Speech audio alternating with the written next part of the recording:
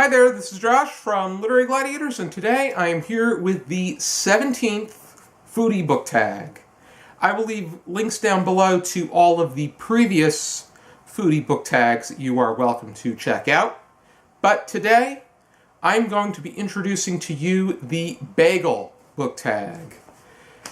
The Bagel is quite a breakfast classic, per se. It is known as a Jewish donut, and there are so many great varieties that I'm going to be observing with the questions featured in this tag. So let's get started. First one is the Plain Bagel. A writer you feel does a great job with the same kind of work. And there's a lot that you can choose from, and I would say that a prime example is Toni Morrison and how she often writes about black central subjects and their struggles, whether it be during abolition, post-abolition, as a result of abolition, or just anything having to do with race. And Khaled Hosseini is another example of somebody who writes about the comings and struggles of the Afghan people. But the one that I'm going to be choosing is Chaim Potok, who does just as Toni Morrison and Khaled Hosseini does for Hasidic and Orthodox Jewish subjects.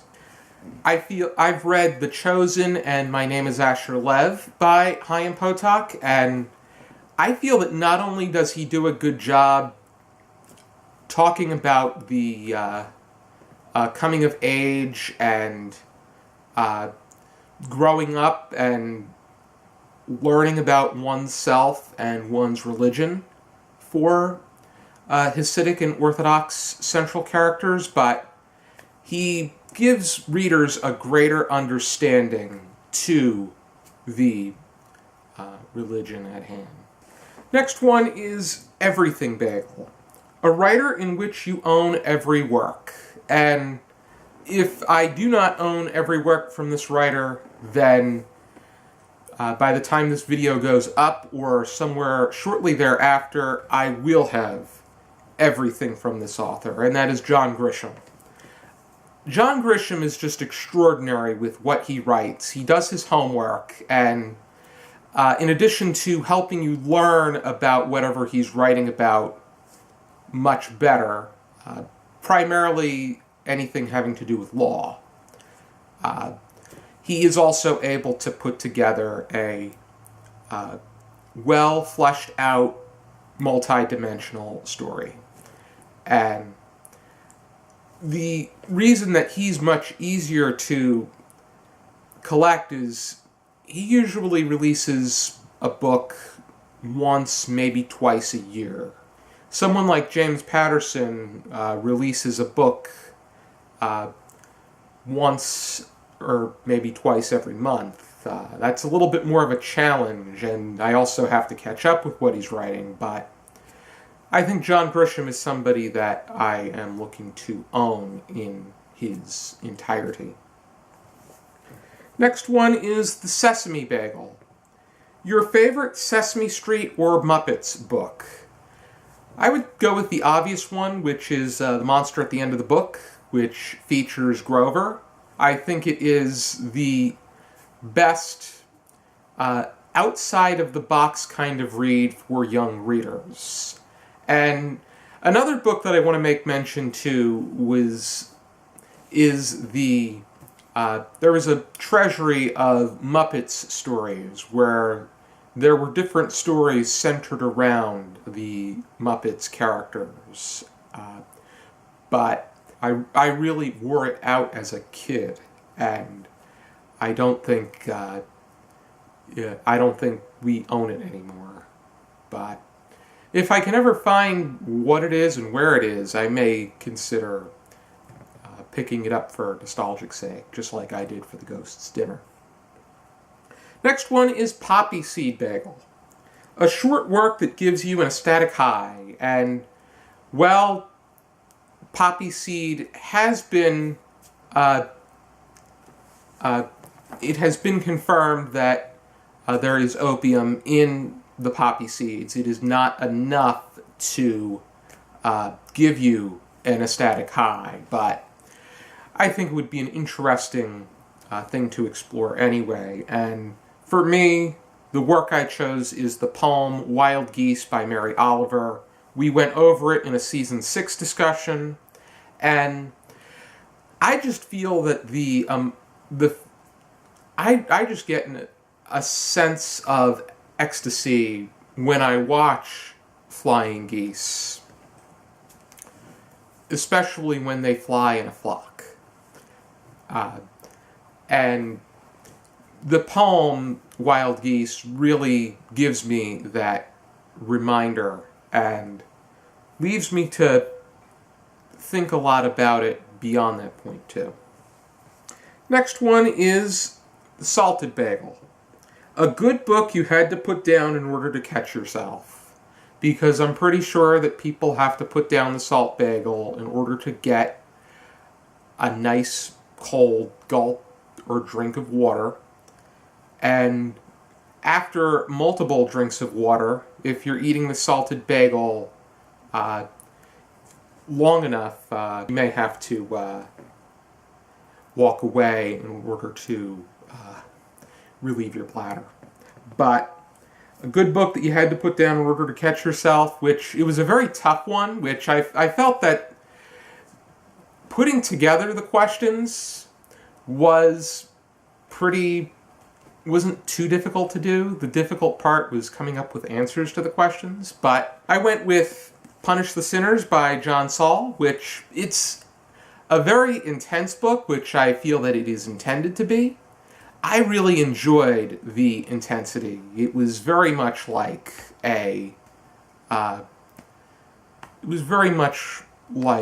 consuming a jalapeno pepper. But it was just the moment after moment, things just hit you, and you really had a lot going on here. A lot of intense moments, a lot of brutal moments took place in this book, where I think that for many of us, you would definitely have to put this down to catch yourself and then get back to it and enjoy the rest of the ride. Next one is the garlic bagel. A genre you just cannot get enough of, and for that I chose horror. If there weren't so many other books on my TBR, I would be making my way through the multitude of mass-market paperback horror that I own. Much of what I have on this shelf behind me is mass-market paperback horror. There's Watchers by Dean Koontz, which is on the list of 100 recommendations for the Great American Read. And you also have books like Swan Song by Robert McCammon, which also happens to be on the list of 100 on the Great American Read, which they didn't necessarily classify it as horror. But then again, McCammon doesn't classify himself as a horror author. We just have happened to do that by habit. Next one is The Onion Bagel. A book that may cause you to get stares, but you enjoy anyway. I would say for that I choose Martha Stewart's Vegetables, because when I'm reading this in the break room at work, people are wondering why I'm reading a cookbook, or they ask, are you going to be making me anything? I know that somebody that I know used to read sheet music for fun, which That's quite something as well. Very intellectual, I would say. I have cooked some recipes out of here, though, and they really did come out good. Next one is the Cinnamon Raisin Bagel. A sweet but thought-provoking work. This was a tough one to think about. One of the toughest, I would say. I have on here Vanka by Anton Chekhov. And I also think that when you're thinking about Russian short stories, The Heavenly Christmas Tree by Fyodor Dostoevsky is a very sweet, but in a very sentimental way. And it's very thought-provoking because it brings into question the idea of miracles and whether or not they are real, if they're an illusion, or ultimately it's up to the reader to decide. Next one is the French Toast Bagel. A lot of people find that to be their favorite at the local bagel shop that everybody's beginning to go to and enjoying. A writer you are happy to have discovered this past year. Another tough one, but I chose Claude McKay. I have read Claude McKay for class assignments before, when we went over the Harlem Renaissance in my junior year of high school, and the American literature too. We didn't really touch up on it as much, but American literature between the world wars, we touched on it a little bit, but in that unit I remember a little bit more having to memorize Langston Hughes's Harlem. But when we went over the Harlem Dancer, which the video for that is going to be up on Friday, July 6th,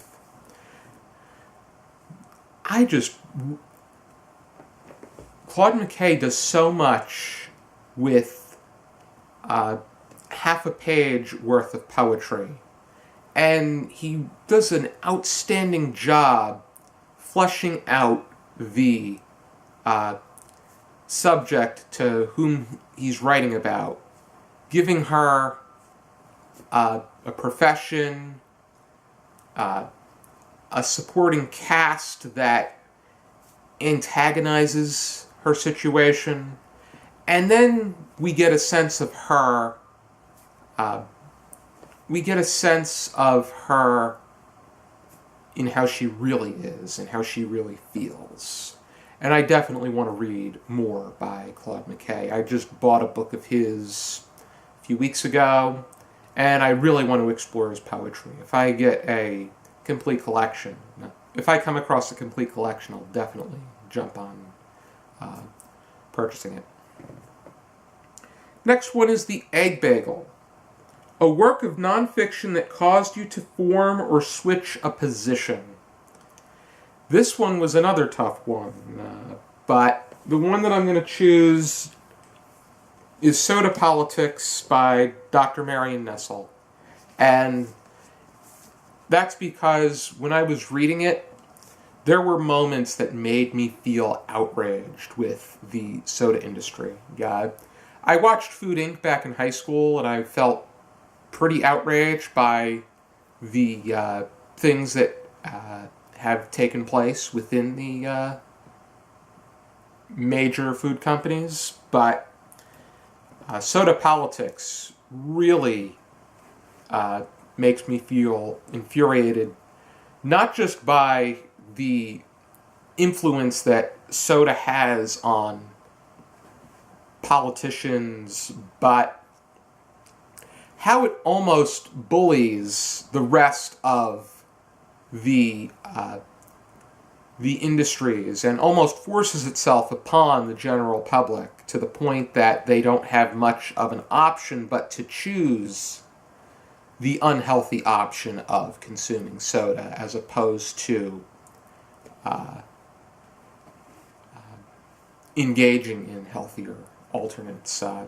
Cap the tap is probably one of the most infuriating things. And then when you get the taxpayers involved, when you put a greater burden on the taxpayer because of the mess that you make, not just on the